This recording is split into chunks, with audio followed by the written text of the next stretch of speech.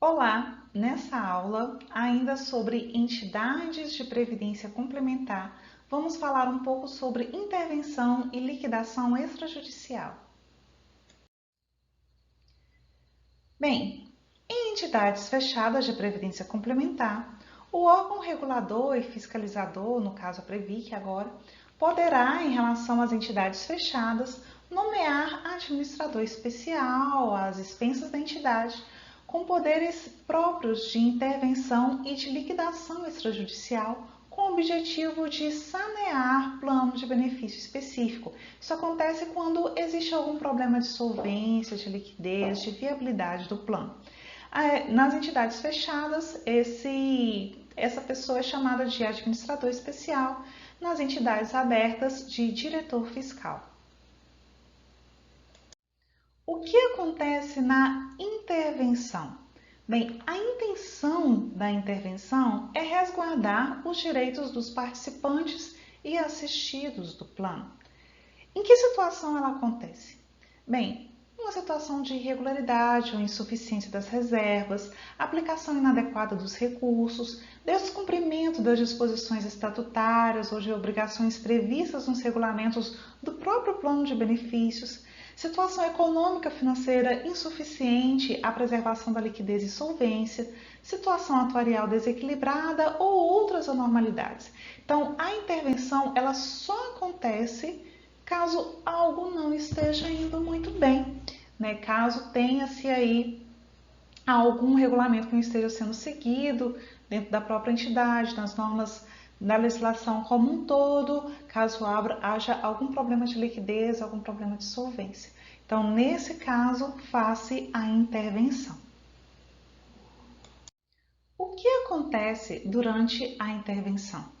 Primeiro, a perda do mandato dos administradores e membros dos conselhos estatutários das entidades.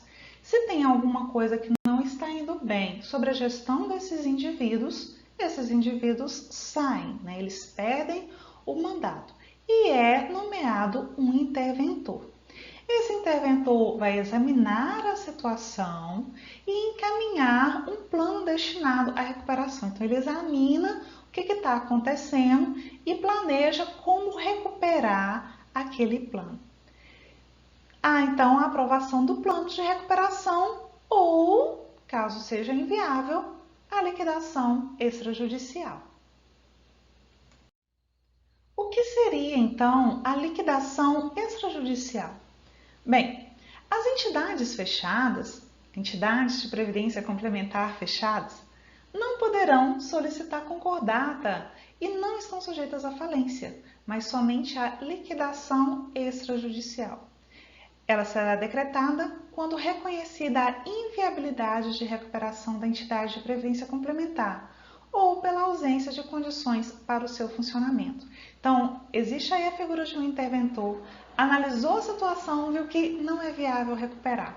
Então, parte-se para a liquidação extrajudicial. Nesse caso de liquidação extrajudicial, os créditos das entidades de previdência complementar terão um privilégio especial sobre a massa, respeitando, claro, o privilégio dos créditos trabalhistas e tributários. E no caso da liquidação extrajudicial de entidade fechada motivada pela falta de aporte de contribuições de patrocinadores ou pelo não recolhimento de contribuições de participantes, então no caso em que o que faltam são as contribuições regulares, os administradores daqueles também serão responsabilizados pelos danos ou prejuízos causados. Então, a falta de contribuição pode sim responsabilizar aqueles que não fizeram as contribuições. E o que acontece nesse processo de liquidação extrajudicial? Primeiro, perda do mandato dos administradores e membros dos conselhos estatutários das entidades, porque afinal de contas eles estavam nessa gestão e não deram conta de sanar os problemas, e a nomeação do liquidante.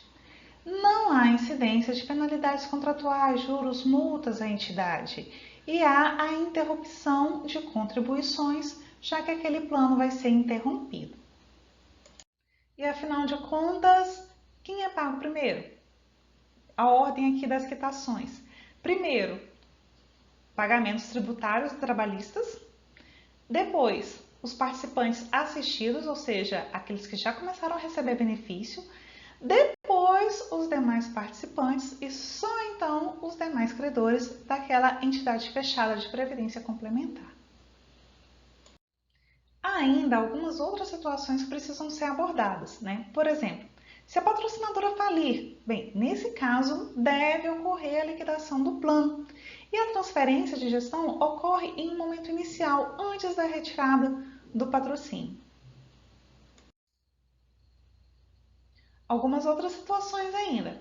Caso o plano não seja viável, a gente ainda pode ter o saldamento do plano, que é quando ele não aceita novos participantes, ou a migração de plano, né, que é quando se estimula aqueles participantes a irem para um outro plano com outras características que acredita-se seja solvente e estruturado de uma forma a não cometer os mesmos erros do plano anterior e se manter solvente no decorrer do tempo. Vamos falar agora de alguns exemplos em que aconteceram esse tipo de situação. Existe um caso muito conhecido que é da Aeros, da VASP. A Aeros é o fundo de pensão da VASP, uma companhia aérea que existia. Desde setembro de 2004, a Aeros deixou de receber as contribuições repactuadas com a referida companhia. Repara, já repactuadas, bem como as contribuições previstas em regulamento. Então, aí um déficit causado pela falta de contribuições. Houve, então, intervenção no Aeros, motivo desequilíbrios decorrentes de compromissos não honrados pela patrocinadora, que era a VASP. Bem, então, em fevereiro de 2005, o Ministério da Previdência Social decretou a liquidação extrajudicial do Aeros, que é o Fundo de Previdência Complementar patrocinado pela VASP. Temos também o Aerus, da Varig, também outra companhia aérea. O Aerus é uma entidade fechada de previdência complementar multipatrocinada, né? Então, existem aí vários planos de patrocinadores dentro de uma mesma entidade. Alguns dos planos que administra tinha a Varig como patrocinadora, mas houve falta de aportes da Varig durante anos, né? Causando aí um déficit. Sucessivas repactuações de dívida da patrocinadora, que já estava aí na casa de 2,3 bilhões, né? Houve renegociações, várias tentativas, mas não foi suficiente para sanar esse déficit. Então, o plano estava desequilibrado. Em 2006, a Secretaria de Previdência Complementar decretou a intervenção no Aeros e a liquidação extrajudicial dos planos de benefício 1 e 2, que eram aqueles patrocinados pela Varig, que era a patrocinadora que não estava fazendo as contribuições devidas e as contribuições repactuadas. Com a liquidação dos planos 1 e 2, os recursos garantidores de tais planos, insuficientes para honrar todos os compromissos, só foram destinados prioritariamente ao pagamento de benefícios dos aposentados, seguindo aquela ordem de quitação que já foi dita. Os demais planos de benefícios administrados pelo Aeros não sofreram nenhuma interrupção em seus fluxos financeiros, então eles permaneceram. Dos 29 planos administrados pelo Aeros na época, 6 estavam em liquidação extrajudicial, seja por problema com a Varig ou com outras, mas os demais planos continuaram seu percurso e continuaram aí existindo sem maiores interrupções. Temos aqui agora algumas referências que foram utilizadas para essa aula. Obrigada e até a nossa próxima aula.